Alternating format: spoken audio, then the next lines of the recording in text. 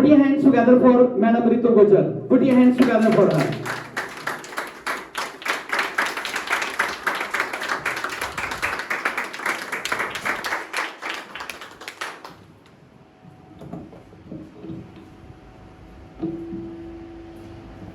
Good evening, respected sir and everyone.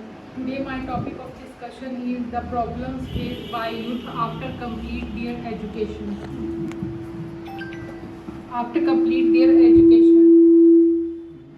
Every student during their school and college life make plans to achieve something in their life. For example, earn money, support their parents, and hold an honorable position in society.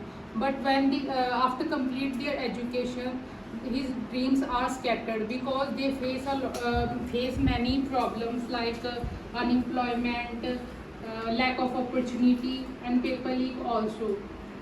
Unemployment and lack of opportunity are very common because they have many degrees and qualification, but they does not get find any job, or They don't get any job and work.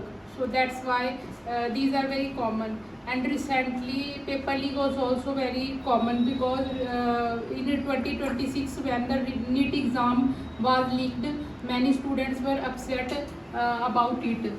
It created a lot of frustrations among students because a student puts a lot of hard work and effort into preparing any competitive exam, and especially for NEET and UPSC exams.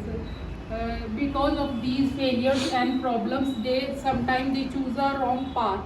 They commit suicide and They commit suicide. They commit suicide. We read this kind of news in newspaper daily. If we want our